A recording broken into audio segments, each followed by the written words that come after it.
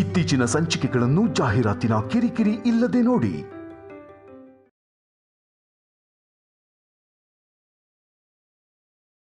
ಅಂದ್ರೆ ನನ್ ಮಗನ್ಗೆ ಅಪಾಯ ಆಗತ್ತಾ?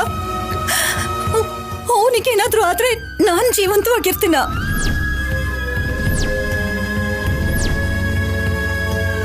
ಅತ್ತೆ, ಅವಳು ಹೇಳ್ದಾಗೆ ಆಗೋಗತ್ತಾ? ನಾಳೆ ಆಫೀಸರ್ ಯಾವ ಕಾರಲ್ಲಿ ಹೋಗ್ತಾನೋ ಈ ತ್ರಿನಯನಿಗೆ ಹೇಗ್ ಗೊತ್ತು? ನನಗ್ ಗೊತ್ತು.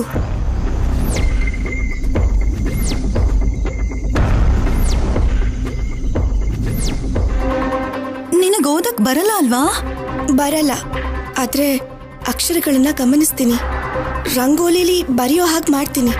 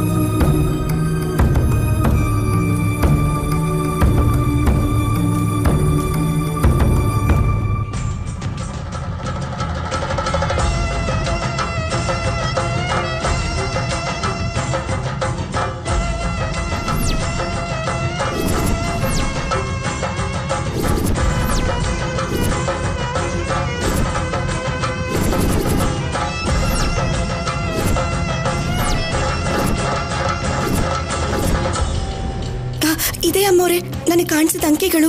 ಶೌರ್ಯ ಹೋಗಿರೋ ಕಾರ್ ನಂಬರ್ ಇದೆ.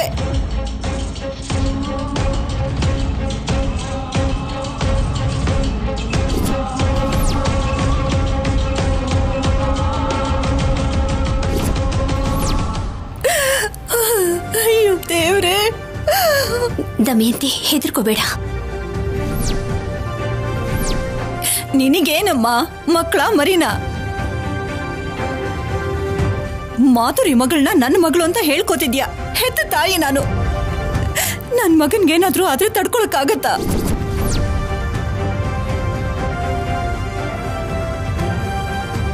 ನೈನಿ, ನೀನ್ ಹೇಳು ನೈನಿ, ಈ ಗಂಡಾಂತರಕ್ಕೆ ಪರಿಹಾರ ಇಲ್ವಾ? ಇದೆ ಅಮ್ಮೋರೆ, ಚಿತ್ರಗುಪ್ತನ ಹೋಮ ಮಾಡ್ಬೇಕು.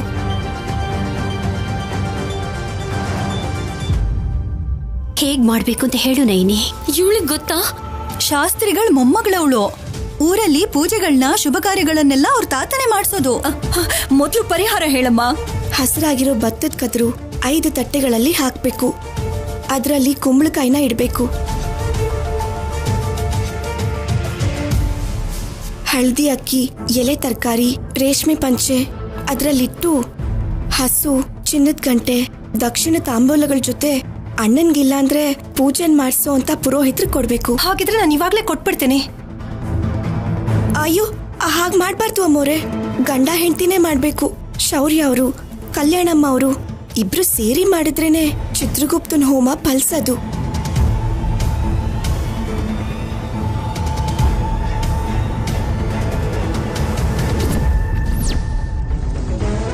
ನನ್ನ ಮಗ ಮತ್ತೆ ಕಲ್ಯಾಣಿ ಪಕ್ಕದಲ್ಲಿ ಕೂತ್ಕೊಂಡು ಗಂಡ ಹೆಂಡತಿ ಹಾಗೆ ಪೂಜೆ ಮಾಡ್ಬೇಕಾ? ಅದ್ರ ಅಗತ್ಯ ಏನೂ ಇಲ್ಲ. ಏನೇನು ಮಾತಾಡ್ಬೇಡ ದಮಯಂತಿ. ಶೌರ್ಯನ್ ಪ್ರಾಣಕ್ಕೆ ಅಪಾಯ ಇದೆ ಅಂತ ಹೇಳ್ತಿದ್ದಾಳಲ್ವಾ? ನನ್ನ ಕರುಳಿನ ಸಂಕಟನ ನನಗೂ ಸಹಿಸ್ಕೊಳಕ್ಕಾಗಲ್ಲ. ಅಷ್ಟಕ್ಕೂ ಈ ಅಪಾಯ ಬಂದಿರೋದಾದ್ರೂ ಯಾಕೆ ನೈನಿ? ದೋಷ ಕಾಲದಲ್ಲಿ ಮದ್ವೆ ಆಗಿರೋದಕ್ಕಮ್ಮ. ಹಾಗೆ ನಡೆದಾಗ ಮದ್ವೆ ಗಂಡ್ಗೋ ಮದ್ವೆ ಹೆಣ್ಗೋ ದೋಷಗಳ ಜೊತೆ ಗಂಡಾಂತರಗಳು ಎದುರಾಗುತ್ತೆ.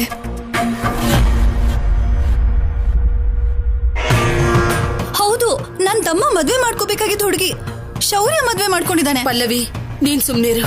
ನೀನ್ ಹೇಳಾಯ್ತಲ್ಲ ನೈನಿ, ಯಾವ್ದಾದ್ರೂ ಒಳ್ಳೆ ಸ್ವಾಮೀಜಿಗಳನ್ನ ಹುಡುಕಿ ಬೇರೆ ಪರಿಹಾರ ಇದೆಯೇನೋ ಅಂತ ನೋಡಿ ಮಾಡಿಸ್ತೀನಿ ಬಿಡು. ಆದ್ರೆ ಯಾವುದೇ ಕಾರಣಕ್ಕೂ ನನ್ನ ಮಗ ಕಲ್ಯಾಣಿ ಪಕ್ಕ ಕೂತ್ಕೊಳ್ಳೋದಿಲ್ಲ. ಈ ಗಂಡಾಂತರ ದೂರ ಆಗೋ ಹಾಗೆ ನಾನ್ ನೋಡ್ಕೋತೀನಿ. ಎಷ್ಟು ಗಂಡಾಂತರಗಳಿದೆಯೋ ಏನೋ. ಇನ್ನು ಏನು ಹೇಳ್ಬೇಕು ಅನ್ಕೋತಿದ್ಯಲ್ವ ನೈನಿ? ಹೇಳು, ಏನ್ ಹೇಳು. ಚಿತ್ರಗುಪ್ತನ್ ಹೋಮ ಮಾಡ್ಬೇಕಾದ್ರೂ ಕೂಡ ಶೌರ್ಯರ್ಗೆ ಗಂಡಾಂತರಗಳು ಎದುರಾಗುತ್ತೆ.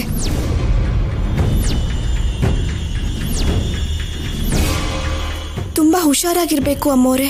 ಅಂದ್ರೆ ಹೋಮ ಆದ್ಮೇಲೂ ಕೂಡ ನನ್ ಮಗನ್ಗೆ ಅಪಾಯ ಆಗತ್ತಾ?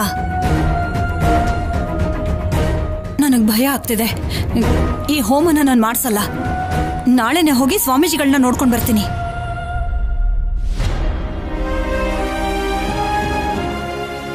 ಅಮ್ಮೋರೆ, ಅತ್ತಿಗೆ, ಅಮ್ಮೋರೆ, ನನ್ ಮಾತ್ ಕೇಳಿ ಅಮ್ಮೋರೆ. ಅಮ್ಮೋರೆ, ನನ್ ಮಾತ್ ಕೇಳಿ ಅಮ್ಮೋರೆ.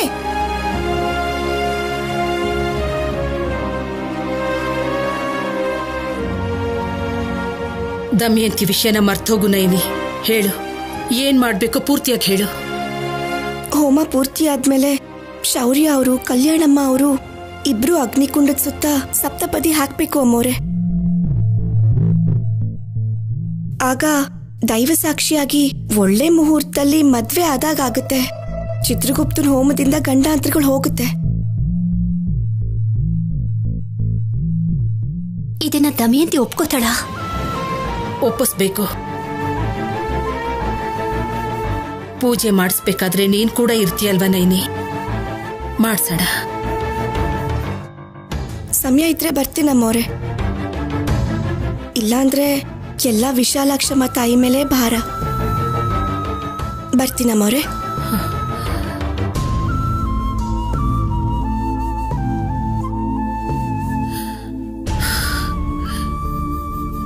ದೇವ್ರೇ,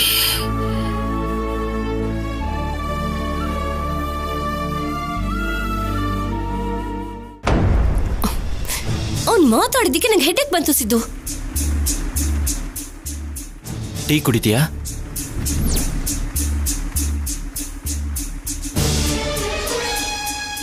ನೀನು ಟಿಫನ್ ಆದ್ಮೇಲೆ ಟೀ ಕುಡಿಯೋದಲ್ವಾ? ಇರು, ಇವಾಗಲೇ ತಗೊಂಡ್ಬರ್ತೀನಿ.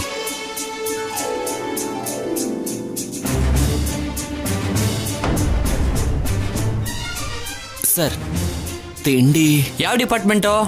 ಆಡಿಷನ್ ಬಂದಿದ್ದೀವಿ ಸರ್. ಯೋ ಹೋಗಯ್ಯ.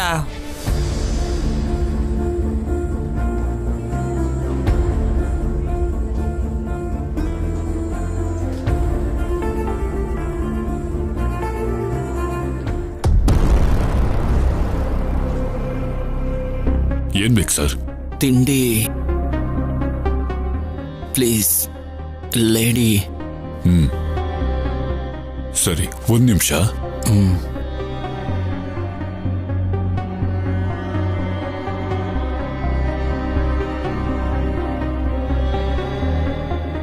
ತಗೊಳ್ಳಿ ಟಿಫನ್ನು. ಥ್ಯಾಂಕ್ಸ್ ಅಣ್ಣ.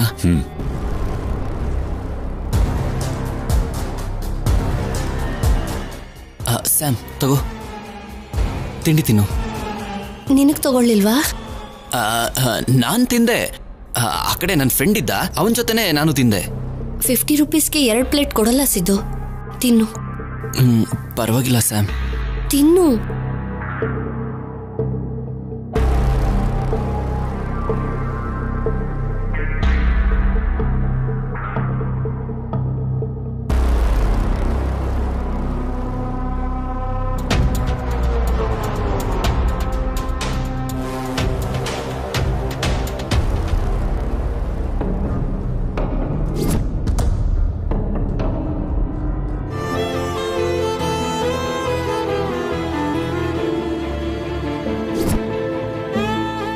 ಶೌರ್ಯ ಕಲ್ಯಾಣಿಯರ ಮದುವೆ ರಾಹುಕಾಲದಲ್ಲಾಗಿದೆ. ಅವರ ಮದುವೆಗೆ ಗ್ರಹಗಳ ಅನುಕೂಲತೆ ಸರಿಯಾಗಿಲ್ಲ. ಶೌರ್ಯ ಅವ್ರ ಕಾರು ಅಪಘಾತ ಆಗೋದ್ರಲ್ಲಿದೆ. ಇದೆ ಅಮ್ಮೋರೆ, ಚಿತ್ರಗುಪ್ತನ ಹೋಮ ಮಾಡಬೇಕು. ಗಂಡ ಹೆಂಡತಿ ಇಬ್ರು ಒಟ್ಟಿಗೆ ಪೂಜೆಲ್ ಕುತ್ಕೋಬೇಕು.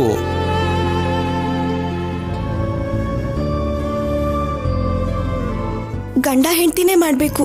ಶೌರ್ಯ ಅವರು ಕಲ್ಯಾಣಮ್ಮ ಅವರು ಇಬ್ರು ಸೇರಿ ಮಾಡಿದ್ರೇನೆ ಚಿತ್ರಗುಪ್ತನ ಹೋಮ ಫಲಿಸೋದು. ಹೋಮ ಪೂರ್ತಿ ಆದ್ಮೇಲೆ ಶೌರ್ಯ ಅವರು ಕಲ್ಯಾಣಮ್ಮ ಅವರು ಇಬ್ರು ಅಗ್ನಿಕುಂಡದ ಸುತ್ತ ಸಪ್ತಪದಿ ಹಾಕ್ಬೇಕು ಅಮ್ಮೋರೆ.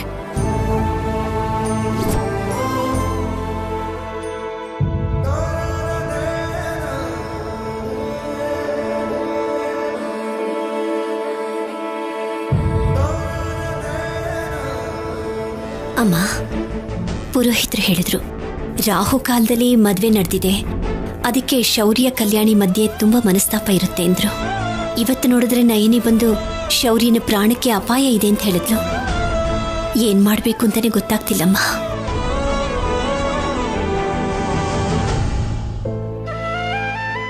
ನಯನಿ ಬಾಯಿಂದ ಮಾತು ಬಂದ ಮೇಲೆ ಅದು ಖಂಡಿತ ನಡೆದೇ ನಡೆಯುತ್ತೆ. ನಯನಿ ಶಿವಯ್ಯ ವಿಶಾಲಾಕ್ಷಿ ಅಮ್ಮನವರ ಆಶೀರ್ವಾದದಿಂದ ಹುಟ್ಟಿ ಬೆಳೆದಿದ್ದಾಳೆ.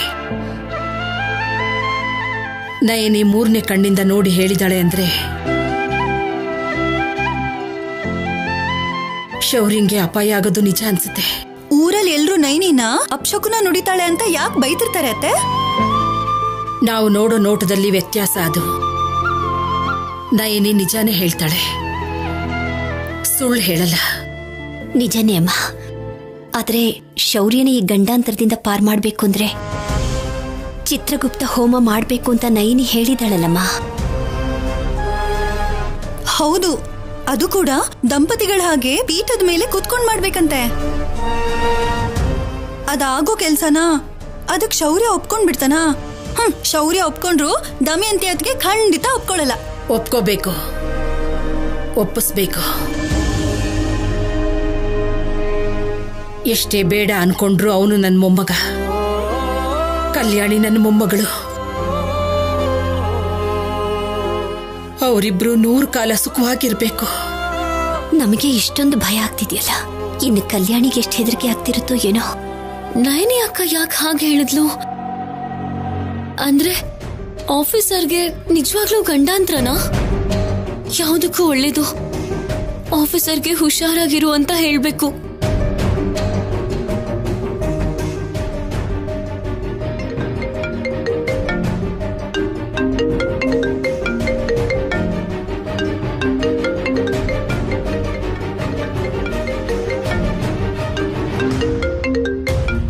ಕಲ್ಯಾಣಿ ಯಾಕೆ ಕಾಲ್ ಮಾಡ್ತಿದ್ದಾಳೆ? ಹಲೋ ಹಲೋ ಆಫೀಸರ್, ಎಲ್ಲಿದ್ಯಾ? ನಿನಗೆ ಯಾಕೆ?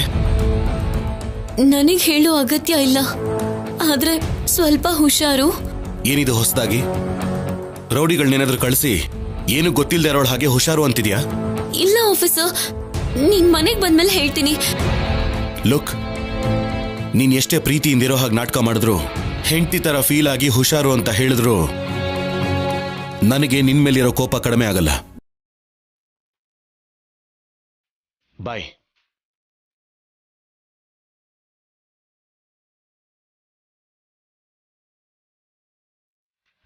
ಹೇಗಾದ್ರೂ ಪೂಜೆ ನಡೆಸಬೇಕು.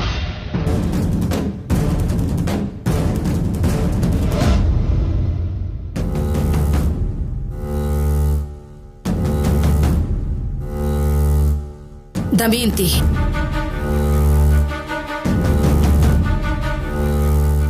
ನಯನಿ ಹೇಳಿದ್ದನ್ನ ಕೇಳಿಸ್ಕೊಂಡೆ ಅಲ್ವಾ? ಕೇಳಿಸ್ಕೊಂಡೆ.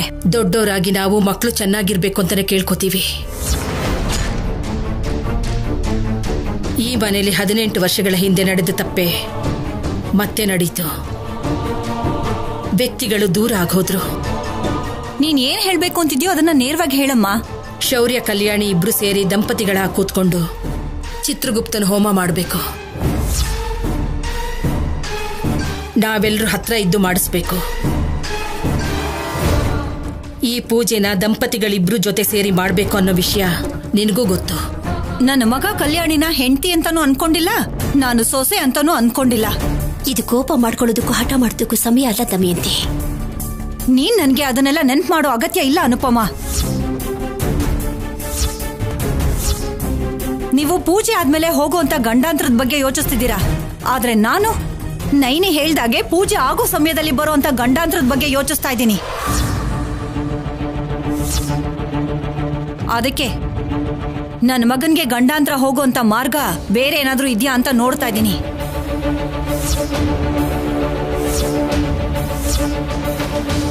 ಬೇರೆ ಮಾರ್ಗ ಇದ್ದಿದ್ರೆ ನೈನಿ ಹೇಳ್ತಿದ್ಲಲ್ವಾ? ನಿನ್ಗಷ್ಟು ಅರ್ಥ ಆಗ್ತಿಲ್ವಾ? ಗಂಡಾಂತರ ಬರ್ತಿದೆ, ಯಾವ ಕ್ಷಣ ಏನಾದ್ರೂ ಆಗ್ಬೋದು. ಕಲ್ಯಾಣಿಗಿಂತ ದೊಡ್ಡ ಗಂಡಾಂತರ ಇನ್ನೇನಮ್ಮ ಇರತ್ತೆ?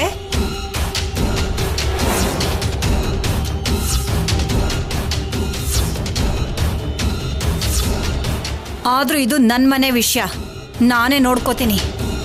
ಯಾವುದೇ ಪರಿಸ್ಥಿತಿಲೂ ಕಲ್ಯಾಣಿನ ಹೆಂಡತಿ ಸ್ಥಾನದಲ್ಲಿ ಶೌರ್ಯನ್ ಪಕ್ಕ ಕೂರ್ಸೋದಿಕ್ಕೆ ನಾನೊಪ್ಪಲ್ಲ.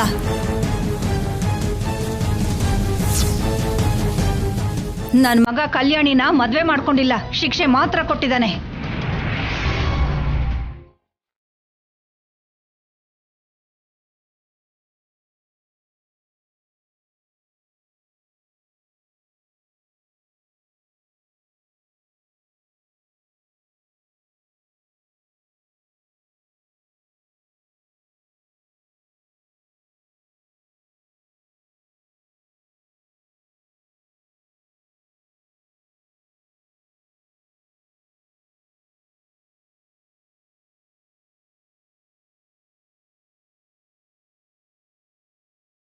ಯಾಕಜ್ಜಿ ಅತ್ತೆನ ಬೇಡ್ಕೊಂಡು ನೀನು ಕಡಿಮೆ ಮಾಡ್ಕೋತಿದ್ಯಾ? ಅತ್ತೆ ಬಗ್ಗೆ ಗೊತ್ತಿರೋದೇ ಅಲ್ವಾ? ನಾವ್ ಒಳ್ಳೇದನ್ನೇ ಹೇಳಿದ್ರು ಕೇಳಿಸ್ಕೊಳ್ಳೋ ಪರಿಸ್ಥಿತಿಲಿ ಅತ್ತೆ ಆಗ್ಲಿ ಆಫೀಸರ್ ಆಗ್ಲಿ ಇಲ್ಲ ಅಜ್ಜಿ.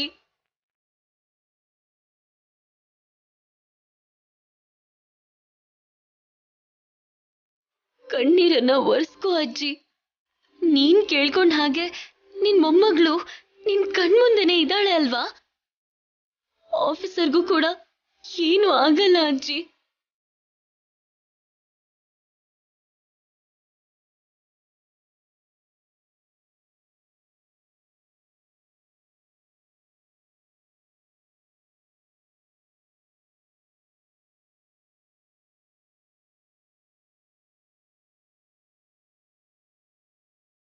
ಹುಷಾರು ಕಲ್ಯಾಣಿ.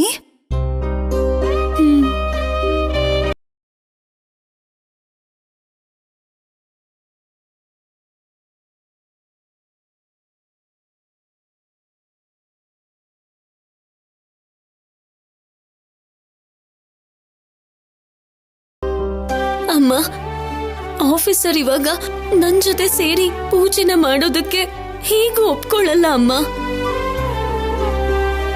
ಆಫೀಸರ್ ಬದಲಾಗ್ಬೇಕು ಅಂದ್ರೆ ಅವ್ರಿಗೆ ನಿಜ ಗೊತ್ತಾಗ್ಬೇಕು. ಗೊತ್ತಾಗೋ ತರ ನಾವ್ ಮಾಡ್ಬೇಕು. ನೀನು ಸಂಪದ ಫೋಟೋನ ತಂದ್ಕೊಡಮ್ಮ. ಸಂಪದನ ನಾನ್ ಹಿಡಿತೀನಿ,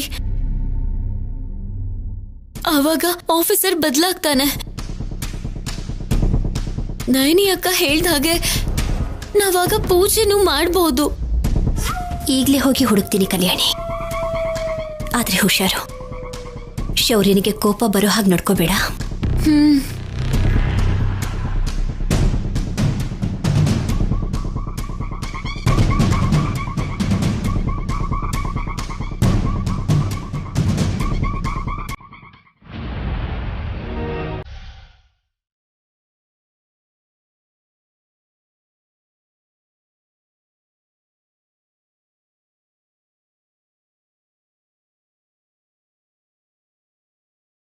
ಸಂಪದ ಅಂದ್ರೆ ನನಗೆ ಪ್ರಾಣ. ಸಂಪದ ಪಕ್ಕ ಯಾರು ಇಲ್ದೇನೆ ಎಲ್ಲಿಗೂ ಹೋಗೋಕ್ ಬಿಡ್ಬೇಡಿ. ನಮಗೋಸ್ಕರ ಮದ್ವೆನ ಹಸೆ ಮನೆವರೆಗೂ ತಂದು ನಿನ್ನ ಜೀವನನ ಪಣಕ್ಕಿಟ್ಟು ನಮ್ಮನ್ನ ಒಂದ್ ಮಾಡ್ದೆ. ಸರ್, ನಾವು ಬರ್ತಿದೀವಿ ಅಂತ ಅವ್ರಿಗೆ ಮೊದಲೇ ಗೊತ್ತಾಗಿದೆ ಅನ್ಸುತ್ತೆ. ಜಸ್ಟ್ ಮಿಸ್ ಆದ್ರು.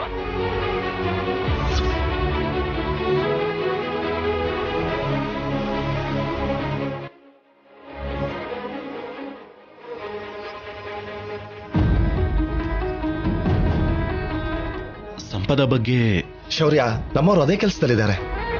ಸಂಪದ ಸಿದ್ದು ನನಗೆ ಆದಷ್ಟು ಬೇಗ ಸಿಗ್ಬೇಕು. ಎಲ್ರಿಗೂ ನನ್ನ ವೈಫ್ ದೂರ ಆಗಿದ್ದಾಳೆ ಅಂತ ಗೊತ್ತಾಗೋಕ್ಕೂ ಮುಂಚೆ ಅದಕ್ಕೆ ಕಾರಣ ಆಗಿರೋರಿಗೆ ಶಿಕ್ಷೆ ಆಗ್ಬೇಕು. ನಮ್ ಗೆಸ್ ಕರೆಕ್ಟ್ ಆಗಿದೆ ಶೌರ್ಯ.